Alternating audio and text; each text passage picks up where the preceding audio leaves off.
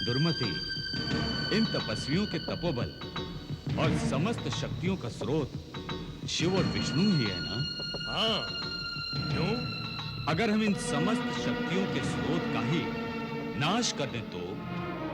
मन बहुत व्याकुल है सृष्टिकर्ता। वो असुर भ्राता दुर्जन और दुर्मति क्षीर सागर वाली शेषशैया पर सोने की आकांक्षा रखते हैं। वो आपका विष्णु लोक छीन लेना चाहते हैं भगवान। भोलेनाथ, वो आपके कैलाश पर भी आक्रमण करने वाले हैं। आप जानते हैं ना, दुर्जन और दुर्मति अजेय हैं, उन्हें कोई पराजित नहीं कर सकता। पितामह ने ही तो उन्हें वरदान दिया है, क्यों विधाता? तुम सर्वज्ञ हो, सब समाचार रखते हो। मैं उनकी तपस्या से प्रसन्न हुआ, इसलिए मुझे उनकी प्रार्थना सुननी पड़ी। ओम ब्रह्मदेवाय नमः। ओम ब्रह्मदेवाय नमः। आंखें खोलो वत्स। हम तुम्हारी तपस्या से प्रसन्न हुए। वर मांगो। हे परमपिता परमेश्वर, आप हम दोनों को अमर होने का वरदान तो दे नहीं सकते। आप हमें ये वरदान दे विधाता कि हमारी मृत्यु हो तो केवल शिव शंकर के हाथों, और मृत्यु के समय महादेव कैलाश पर नहीं पृथ्वी पर हो। और महादेव उस समय जागृत अवस्था में ना हो। तथास्तु। वर प्रदान करने में तो कभी कृपणता दिखाते ही नहीं। जो चाहे मांग लो, जो चाहे ले लो आपसे।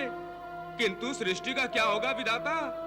दुर्जन और दुर्मति को तो आपने अमर कर दिया है, अमर। नारायण नारायण। चलो नारद मुनि चलो, अब तो दुर्जन और दुर्मति को ही अपना भगवान मानकर उन्हें दंडवत प्रणाम करो। चलो। ठहरिए देव ऋषि, बिना अपना भय दूर किए ही चले जाएंगे देव ऋषि। झूठ मूठ की आस मत बंधाइएगा प्रभु। यदि आपकी बुद्धि विश्वास ना करे तो स्वयं अपनी आंखों से देख लीजिए, भगवान शिव पृथ्वी लोक पर पहुंच चुके हैं। आप उन्हें दुर्वासा के नाम से जानते हैं देवर्षि? ओहो, ओहो, दुर्वासा।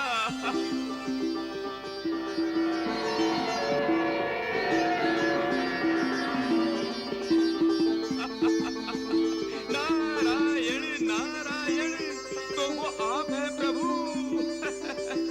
मेरी बुद्धि भी भ्रष्ट हो गई है। नारायण नारायण। और इस समय आप जागृत अवस्था में भी नहीं है भोलेनाथ, समाधि अवस्था में है। अब तो दुर्जन और दुर्मति। नारायण नारायण। आपकी लीला को प्रणाम है प्रभु, प्रणाम है, शत शत प्रणाम। समस्त लोग यही समझते हैं कि ब्रह्मा विष्णु महेश तीनों ने महासती अनुसुईया की ममता और वात्सल्य का आदर करने के लिए उनके यहाँ जन्म लिया है, परंतु नहीं देवर्षि, हमने महासती माता अनुसुईया के सतीत्व का आदर करने के लिए ही उनकी कोख से जन्म लिया है। आहा, नारायण नारायण। दुर्जन और दुर्मति जैसे असुरों का विनाश ही हमारी अवतार लीला होगी देव ऋषि। किंतु आप दुर्जन और दुर्मति से अपने आप को बचा कैसे पाएंगे? भगवान विष्णु और महादेव शिव तुम्हें ये बताने के लिए एक और लीला करने जा रहे हैं वत्स। प्रत्यक्ष और अप्रत्यक्ष का इतना सूक्ष्म खेल केवल आप ही खेल सकते हैं प्रभु।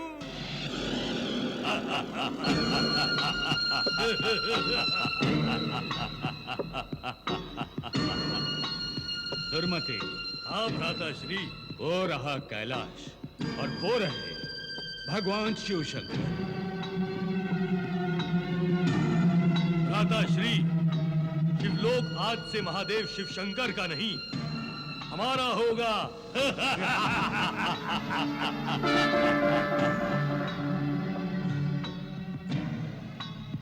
दुर्मति, हाँ भ्राताश्री, ये कोई मायावी खेल तो नहीं?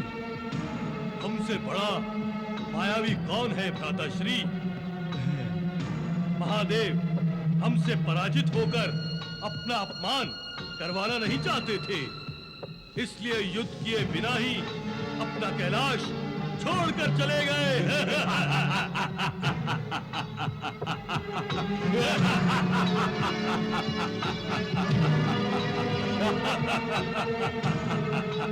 दुर्मति, लो, आज से हम कैलाशपति हो गए। कैलाशपति भ्राता श्री दुर्जन को मेरा प्रणाम। अनुज कैलाशपति दुर्मति को मेरा प्रणाम। दुर्मति, चलो अब हम क्षीर सागर चलते हैं। हाँ चले।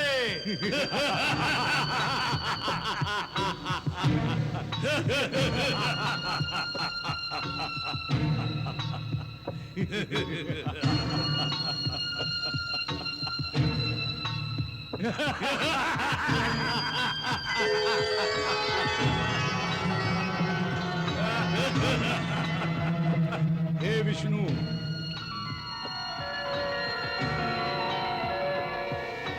हम लोगों ने कैलाश पर विजय प्राप्त कर ली है और अब तुम्हें पराजित करके हम विष्णु लोक पर भी विजय प्राप्त कर लेंगे।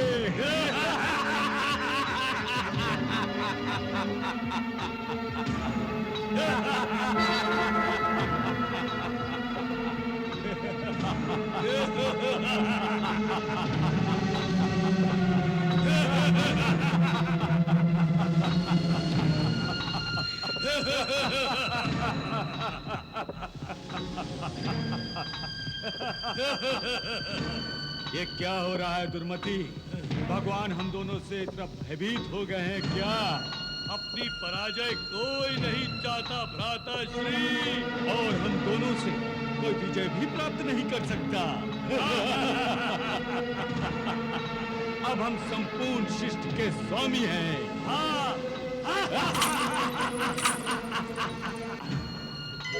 नारायण नारायण, संपूर्ण सृष्टि के स्वामियों को नारद का प्रणाम। कल्याण वस्तु। नारायण नारायण। बस करो नारद, अब कोई नारायण का नाम नहीं लेगा और अब कोई भी तपस्या नहीं करेगा। जो आज्ञा स्वामी, जो आज्ञा। परंतु तपस्या पर प्रतिबंध क्यों लगाना चाहते हैं आप? क्षमा करना स्वामी, जिज्ञासा हुई इसीलिए आपसे पूछने की धृष्टता कर रहा हूँ, क्षमा करना। नारद, क्या आप नहीं जानते कि हमने तपस्या के बल पर ही अपनी मृत्यु जीती है? और हम तपस्या के बल पर ही संपूर्ण सृष्टि के स्वामी हैं। और हम नहीं चाहते कि कोई भी व्यक्ति तपस्या के बल पर हमसे अधिक शक्तिशाली और बलवान हो। नारायण नारायण। नारद, क्षमा करना स्वामी, क्षमा करना। अब नहीं बोलूंगा, नहीं बोलूंगा अब। शीघ्रता में मुंह से निकल गया। और शीघ्रता इसीलिए हुई कि आप जो नहीं चाहते वही हो रहा है। हाँ, क्या हो रहा है? कोई आपसे भी अधिक बलवान और शक्तिशाली बनने का प्रयत्न कर रहा है। कौन और कहां? पृथ्वी लोक पर स्वामी, पृथ्वी लोक पर दुर्वासा नाम का ऋषि कुमार महान तपस्या कर रहा है। वो देखिए स्वामी, वो देखिए।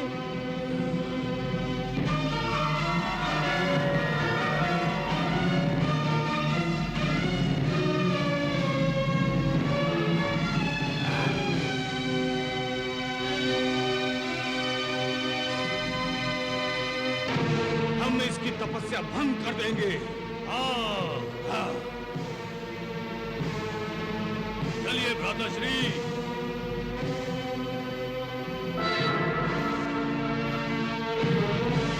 नारायण नारायण।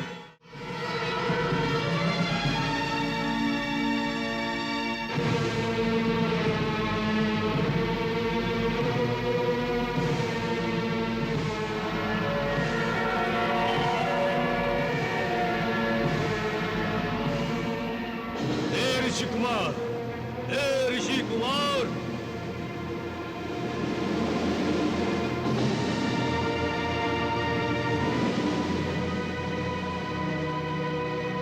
हे ऋषि कुमार, ये अपनी तपस्या बंद कर दो, वरना हम तुम्हारा वध कर देंगे।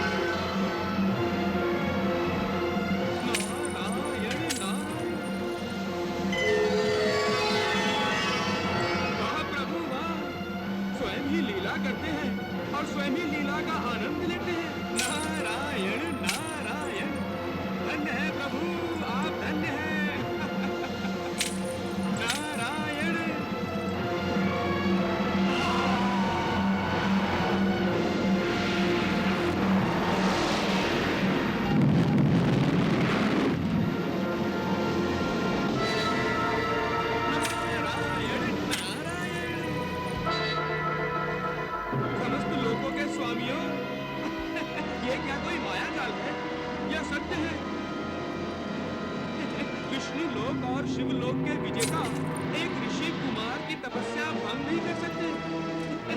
बुद्धिमान नहीं रही और आंखों देखी पर अविश्वास नहीं किया जा सकता। अजय और अमर, दुर्जन और दुर्मति बलवानों, मैं क्या समझूं? अरे क्या समझूं मैं? आप दोनों की अब तक की प्राप्त की हुई शक्ति झूठी थी, असत्य थी।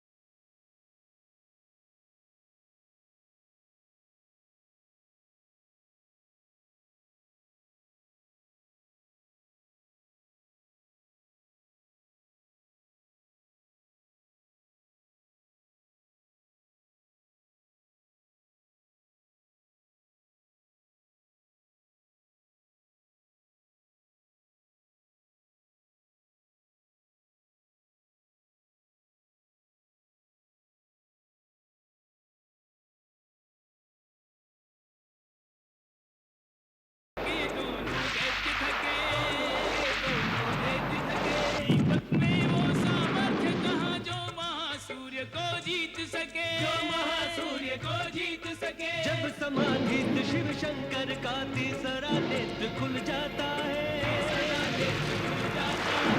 दंड खड़पनी करने का फिर दंड यथोचित पाता है।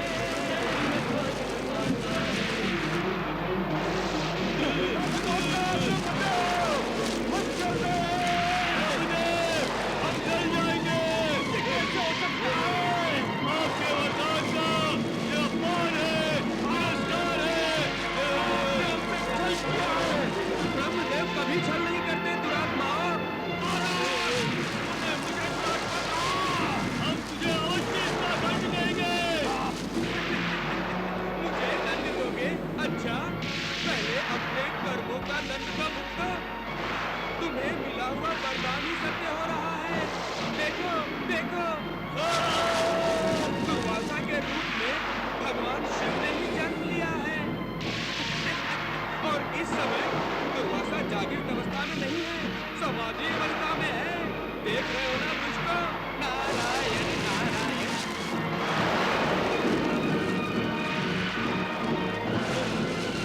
विष्णु लोक और कैलाश के अधिपति बनना चाहते थे दुष्ट।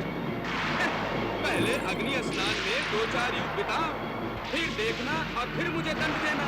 नारायण नारायण। भ्राताश्री मनोज, भ्राताश्री।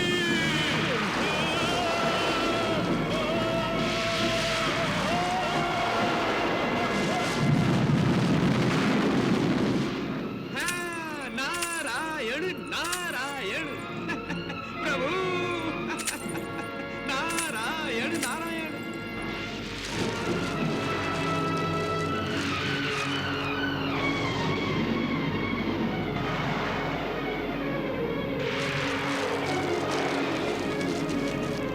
नारायण।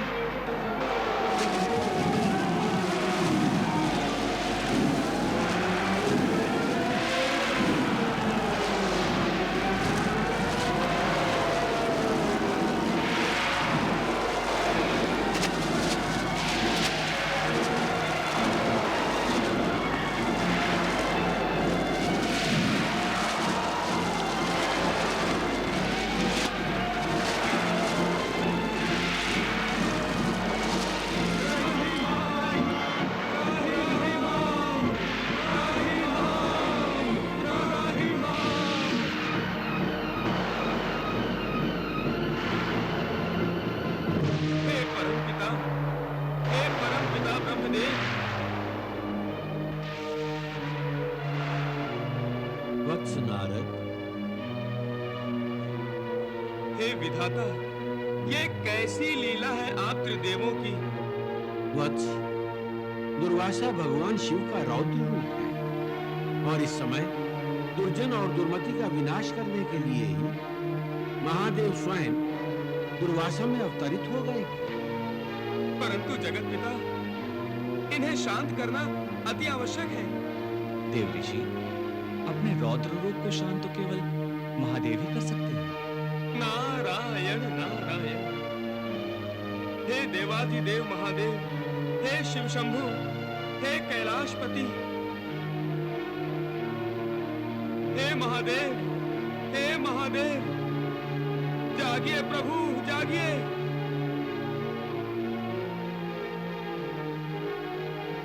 भगवान, तपस्या में लीन दुर्वासा के क्रोध ने रौद्र रूप धारण कर लिया है। उन्हें आप तपस्या से विमुख कीजिए प्रभु, तपस्या से विमुख कीजिए। सृष्टि की रक्षा कीजिए भोलेनाथ, सृष्टि की रक्षा कीजिए प्रभु, सृष्टि की रक्षा कीजिए। तथास्तु।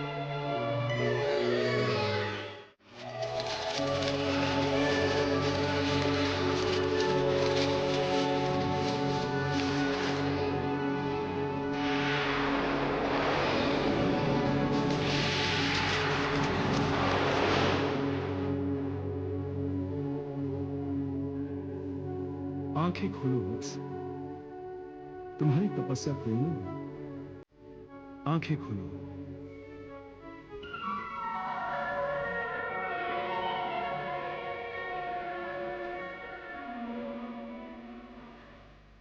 आपके दर्शन हुए प्रभु, मैं तो धन्य हो गया। मैं आपका अनुग्रहित हूं देवाधिदेव। दुर्वासा, मैं और तुम भिन्न नहीं हो। मेरे रौद्र रूप के ही तुम मानव स्वरूप हो। मेरे साक्षात अग्नि रूप से तुम्हारे तप से उत्पन्न हुई अग्नि इतनी प्रबल है कि उससे सृष्टि का विनाश हो रहा है वत्स। अतः अपना यह तप त्याग दो। जो आज्ञा देवाधिदेव। हे दुर्वासा, तुम्हारा अवतार शास्त्र धर्म की मर्यादा की रक्षा के लिए हुआ। सांसारिक लोग कामनाओं और वासनाओं में फंसकर अपनी सुविधा अनुसार शास्त्र धर्म की मर्यादा तोड़ मरोड़ लेते हैं। तुम मोह, आसक्ति और स्वार्थ रहित हो, वेद वेदांत और शास्त्रों के ज्ञाता हो। तुम्हारा जन्म ही संसार को वेद और शास्त्रों से जोड़ने के लिए हुआ है। तुम्हारे क्रोध के भागी वो होने चाहिए जो स्वेच्छाचारी है, मर्यादाहीन है। तुम्हारे शाप का फर्क उन्हीं की गर्दनों पर गिरना चाहिए वत्स। प्रभु, मैं अपने क्रोध पर कैसे नियंत्रण रखूं? वत्स, संपर्क और संबंध क्रोध का कारण होते हैं। तुम्हारे लिए उचित यही हो कि तुम किसी भी विषयों से संबंध स्थापित ना करो। किसी भी एक जगह इतनी देर मत ठहरो कि वहां संबंध स्थापित हो जाए। क्रोध पर नियंत्रण अपने आप हो जाएगा वत्स। जो आज्ञा देवाधिदेव तुम्हारा कल्याण।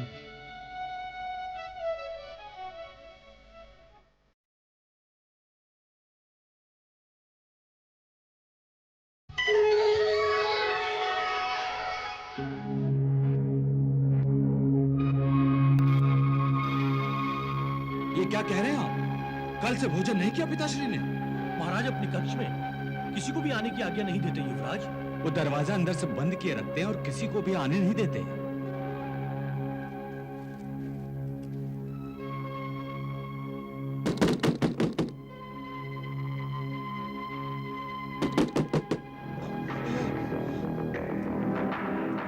पिताश्री, मैं अर्जुन हूं पिताश्री।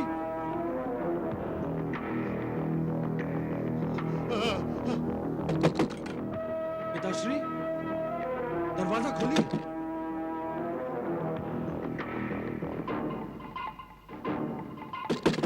मैं अर्जुन,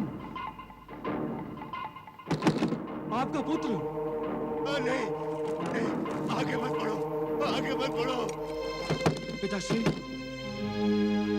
पिताश्री, आप मेरी आवाज पहचानते हैं ना? पहचानते हैं ना पिताश्री? नहीं, मैं किसी को नहीं पहचानता। मैं नहीं दरवाजा खोलूंगा, मैं दरवाजा नहीं खोलूंगा।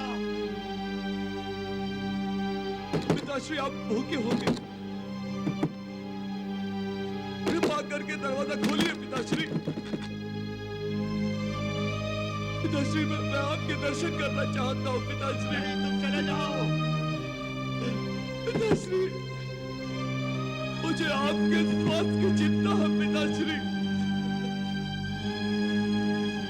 दरवाजा खोलिए पिताश्री। नहीं, तुम चले जाओ। हमने भी बहुत प्रयत्न किया युवराज, परंतु ऐसा कब तक चलेगा महामंत्री? वो भूखे होंगे, प्यासे होंगे, उनका स्वास्थ्य। आप चिंता न करें युवराज, महाराज जल्दी ठीक हो जाएंगे।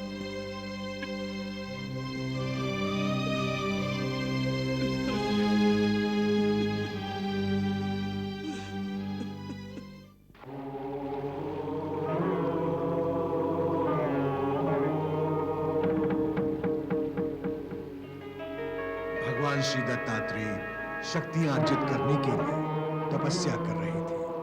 श्री दत्तात्रेय को भी अपनी लीला से समस्त पृथ्वी वासियों का मार्गदर्शन करना था।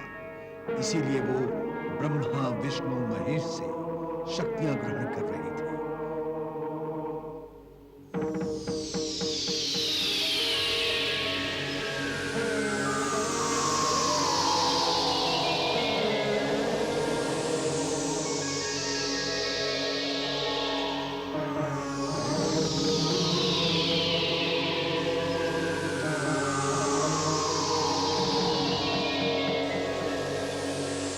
श्री दत्तात्रेय की कीर्ति तीनों लोकों में फैल गई थी।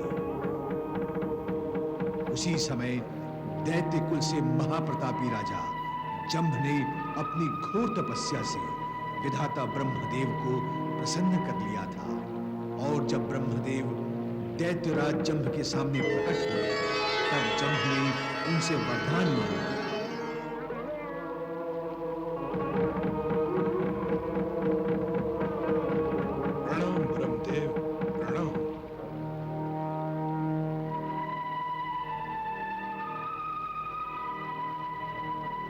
तुम्हारी तपस्या से प्रसन्न हुए।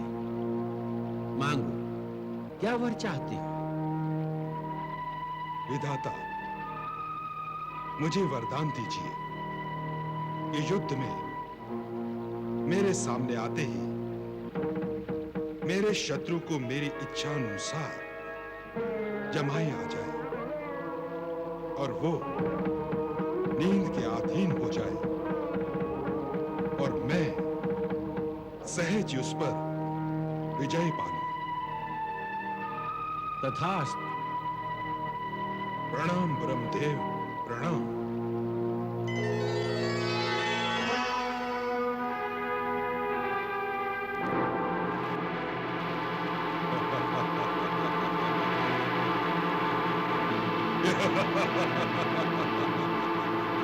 परमपिता ब्रह्मदेव से वरदान पाने के पश्चात दैत्यराज जंभ ने सर्वप्रथम इंद्रलोक पर आक्रमण किया।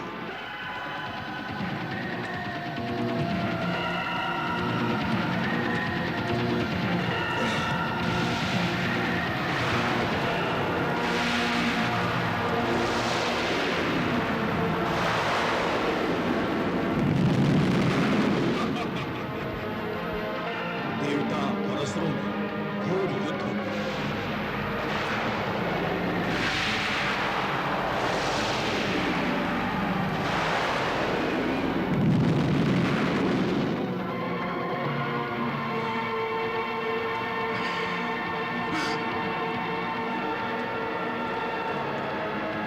अब मुझे ब्रह्मा जी का वरदान प्रयोग करना होगा।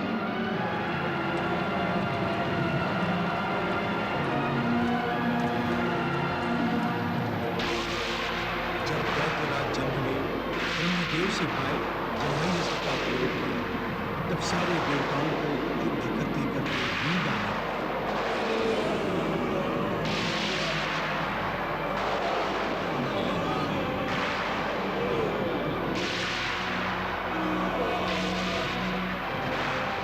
और वो युद्ध से विमुख होकर भाग गए। दैत्यराज जंभ स्वर्गलोक का अधिपति हो गया। स्वर्गलोक में विजय के नाम पियो पियो। जंभ को स्वर्गलोक से हटाने के लिए बार बार उससे युद्ध किया, परंतु जंभ के जम्हाई बंधु के सामने उसे पराजय की नींद सुना कि देख देवर्षि नारद त्रिदेवों के सामने उपस्थित हैं।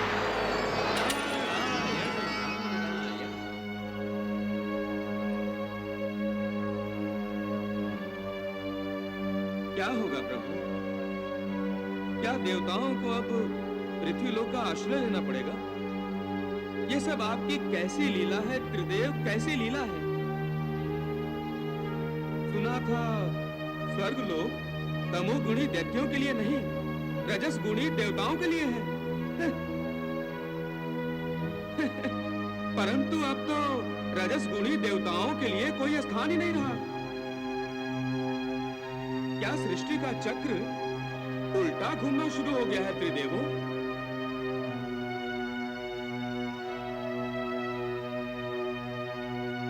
नारायण नारायण। प्रभु, आपकी इस मुस्कुराहट में क्या छिपा है? कृपया इस घुमंतु नारद को बताने की कृपा करें कि क्या सचमुच आप स्वर्गलोक पर दैत्यों का आधिपत्य चाहते हैं? देवर्षि, देवेंद्र चाहे कितना ही प्रयास कर ले, वो जंभ को पराजित नहीं कर सकेगा। ये मैं क्या सुन रहा हूँ प्रभु?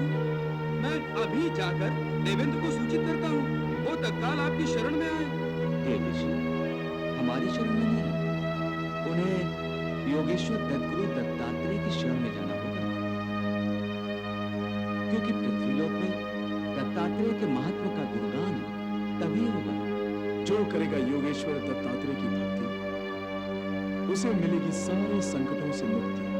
नारायण नारायण। मैं अभी जाकर देवेंद्र को सूचित करता हूँ। देवेंद्र, योगेश्वर दत्तात्रेय की शरण में पहुंचा। नारद के परामर्श पर इंद्र आदि देवता श्री दत्तात्रेय की शरण में जा पहुंचे।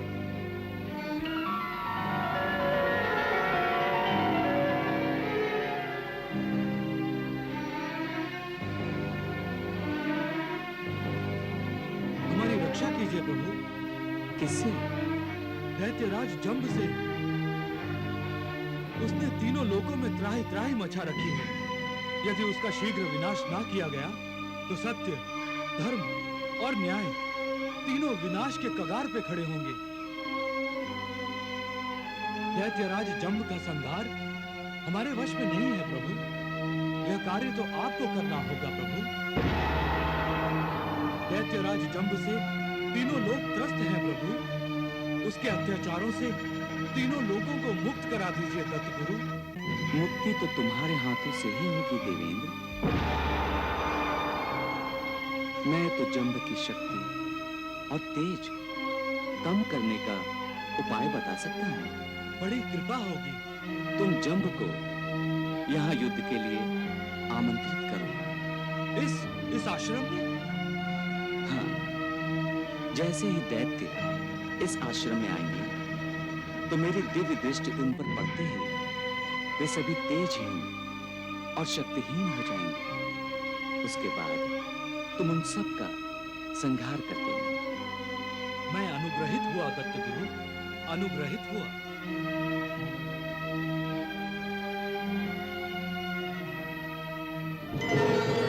दैत्यराज जंब,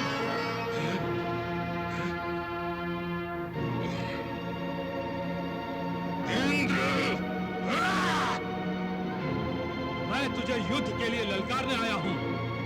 मूर्ख, निर्लज्ज, कायर, भगोड़े, तुझे लज्जा नहीं आती? मुझसे बार बार पराजित होने चला आता यहाँ। इस बार मैं विजयी होने के लिए आया हूँ।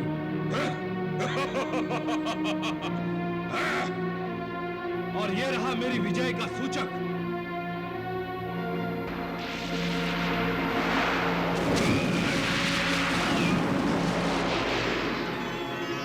मूर्खेंद्र, क्या तू जानता नहीं कि मैं अपराजय हूँ? मुझ पर कोई विजय प्राप्त नहीं कर सकता। आज मैं तुझे यहाँ से बच के नहीं जाने दूंगा।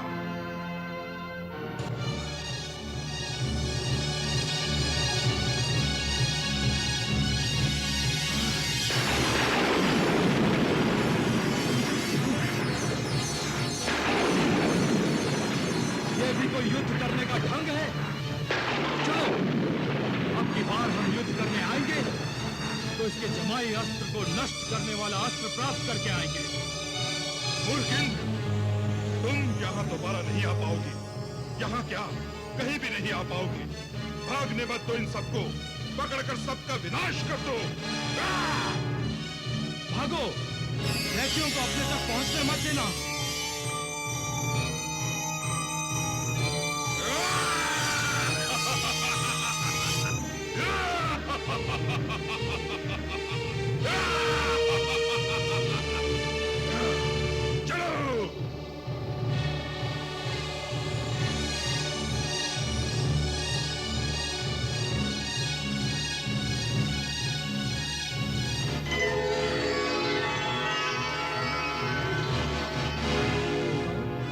अपनी सुरक्षा के लिए योगेश्वर दत्तात्रेय के आश्रम में चलो। विधाता, विधि का विधान देख रहे हैं आप? देख रहे हैं परमपिता? दैत्यराज जंब को मृत्यु किस बहाने से योगेश्वर दत्तात्रेय के आश्रम की ओर ले जा रही है? विनाश काले विपरीत बुद्धि। देवऋषि, जो भी अपने वरदान का, अपने सामर्थ्य का, अपनी शक्तियों का दुरुपयोग करेगा, जो भी अधर्मियों को सुरक्षा प्रदान करेगा और अपने अहंकार को बलवान कर अन्याय करेगा, उसकी दशा जंब के समान ही होगी। वो स्वयं ही अपनी मृत्यु का द्वार खटखटाएगा। नारायण नारायण।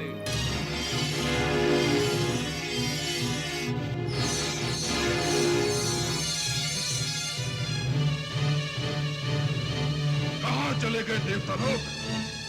वो देखिए दत्तराज।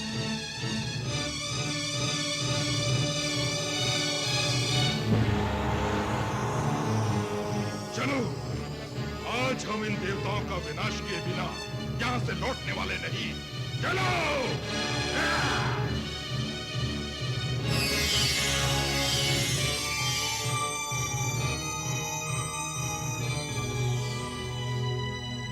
देवी।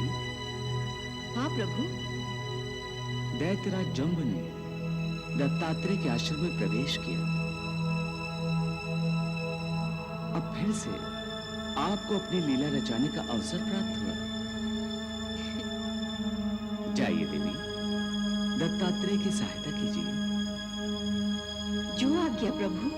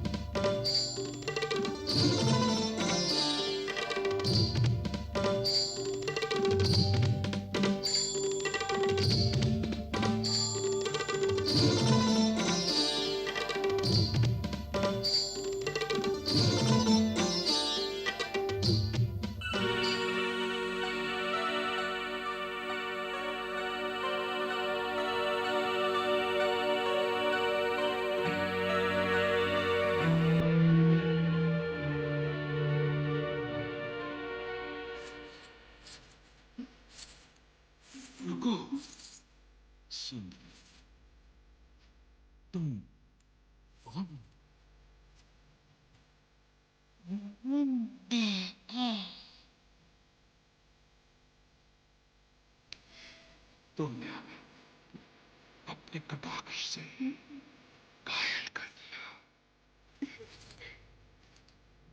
सत्य? परंतु अभी हमारा आपसे परिचय नहीं हुआ। जब आप हमसे... हाँ, मैं त्रिलोक विजेता दैत्यराज जम्बू जम्ब। त्रिलोक विजेता। सबको पराजित किया है ना आपने? हाँ, सबको। हमें भी करेंगे?